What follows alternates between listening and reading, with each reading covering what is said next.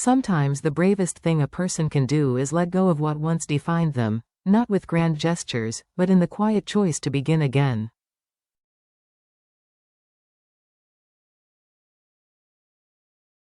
After heartbreak, betrayal, and long nights soaked in silent tears, Too Deep stood at the edge of a new chapter.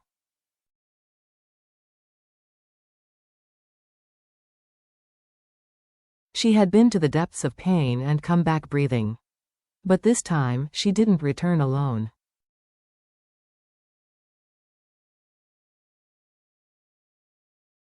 With her hand in CEO James's and her heart steadied by hope, she stepped into the unknown, not as a woman who had survived her past, but as one who was finally ready to live beyond it.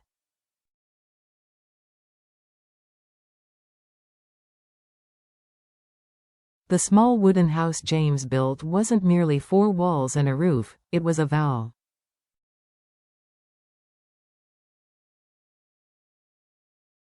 A vow of love without condition, mornings filled with laughter, and nights where peace wouldn't be a stranger.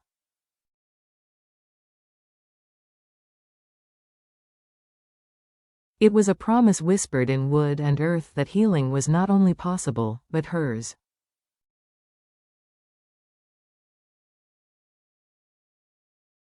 As Too Deep stood before her future, the question wasn't whether she could survive anymore.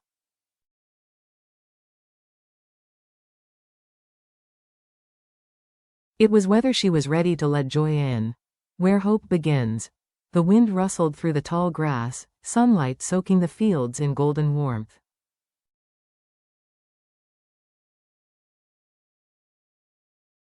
Too Deep looked out over the land James had purchased quietly, just for her. It wasn't grand or flashy, but it was everything.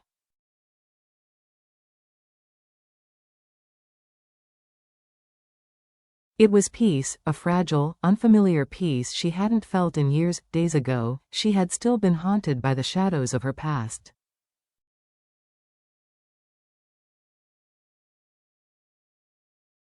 The loss of her parents. The echo of abandonment. The weight of grief so heavy she had forgotten what it was like to breathe freely.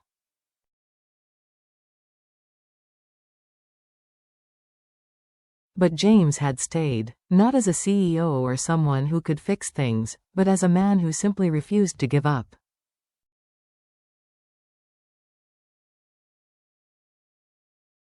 He had held her hand through fever, whispered hope when she couldn't respond, fought back tears in silence when she looked lifeless in a hospital bed.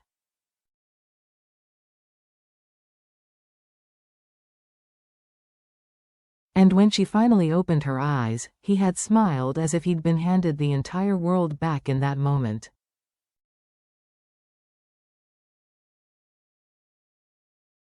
"You don't have to apologize for hurting," he told her.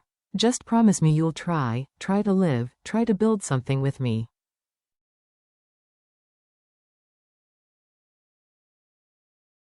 Building more than a house.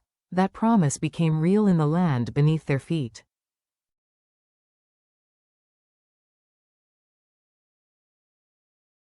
Far from the chaos of the city yet close enough to feel connected, their property was a quiet sanctuary.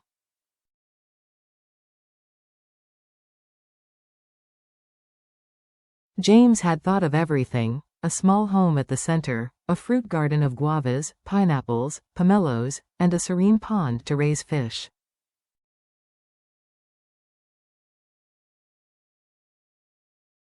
"This is your place now." "Our place," he said, his voice low and full of care.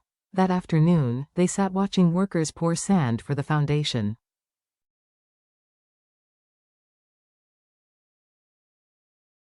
The sky glowed gold as Too Deep turned to him, trembling but firm. "I'm ready. I want to stop wondering why my parents left.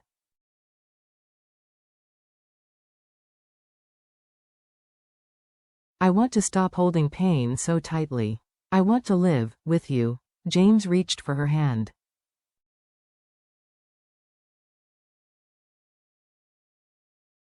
"Then let's build something beautiful together. From soil to stars." Construction began the next week.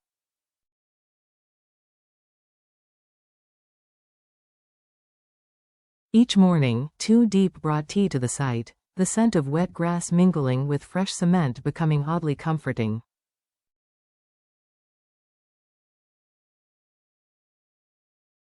James arrived early, sleeves rolled up, lifting wood, reviewing plans, not a CEO commanding, but a partner contributing.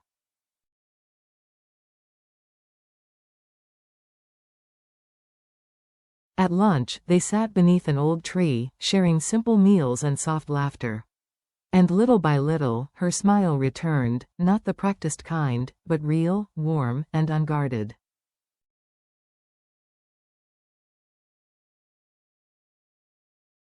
One afternoon, James led her to a small wooden bench he'd built for her.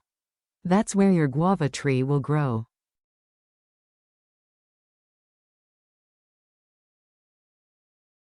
And over there, your herbs, your flowers." Two Deep could already see it in her mind.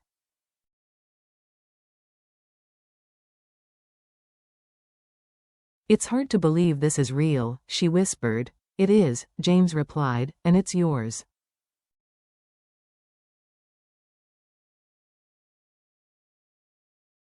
That night, as stars began to bloom in the sky, she lay outside and stared upward.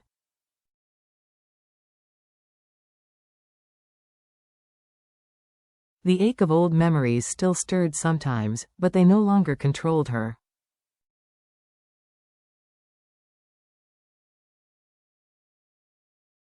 They were simply echoes now, fading into the background of something better, gifts of love and belonging.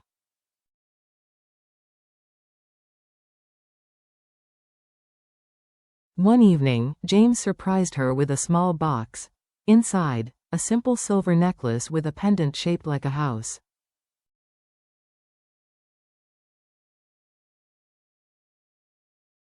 "For the home we're building," he said softly. "And everything it will hold." Two Deep's eyes welled, but not from sadness.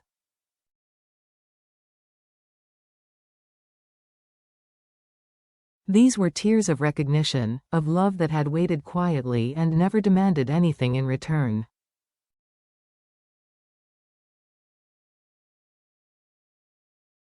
"You were never lost," James whispered, pressing his forehead to hers. "Just waiting to come home."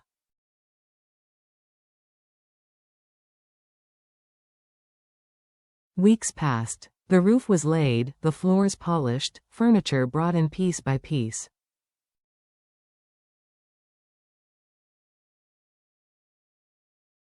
She picked out the curtains, planted her first guava tree, chose vases and bowls filled with fresh flowers.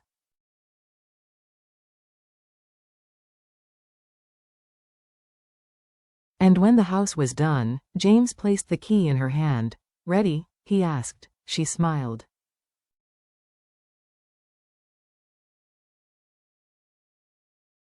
"I was born ready." Nights without fear. That first night in the house, everything was still.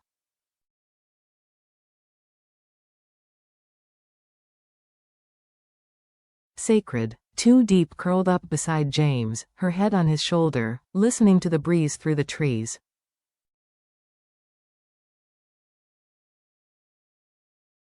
"I can't sleep," she whispered. "Why? I think I'm afraid it will all disappear."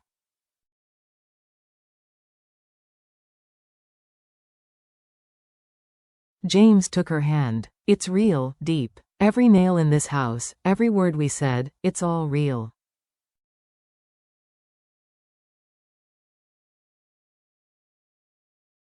"You're here. We're here. And no one can take that away." She didn't wipe the tear that slid down her cheek.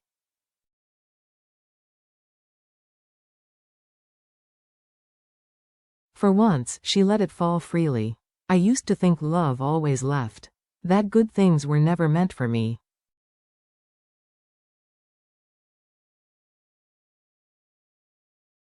"And now?" he asked. She looked into his eyes. "Now, I think maybe love stays, the life they're growing."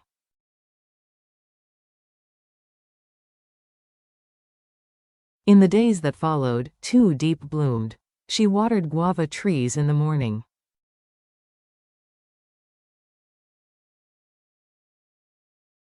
Baked simple meals in the afternoon. Listened to cicadas at dusk from the front porch.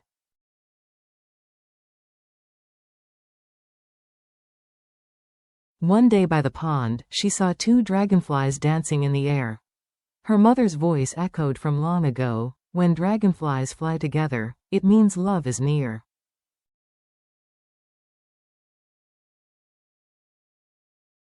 Too Deep whispered into the breeze, "I'm okay now, Mom." Later that night, James wrapped his arms around her by the water.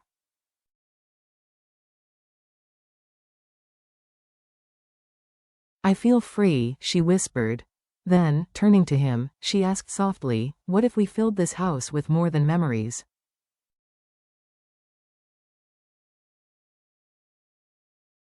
James blinked. "What do you mean?" "I mean, a family." His eyes welled. "I've wanted that too."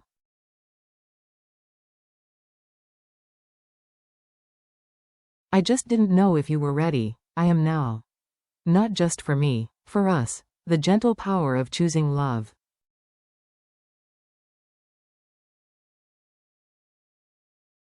That night, under the stars, their dreams didn't feel like dreams anymore. The ghosts of her past were fading, and in their place, laughter, light, and the quiet promise of forever.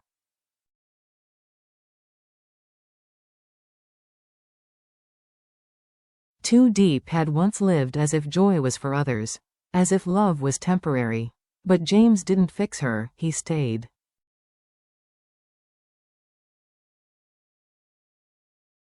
Through silence, through storms, he was her witness, her shelter. From their story, we learn, healing isn't loud.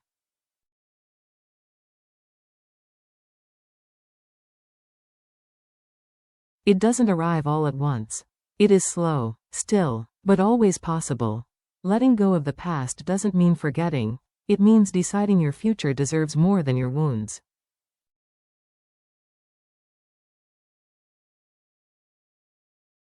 It means daring to believe that joy is something you can build, even from broken pieces.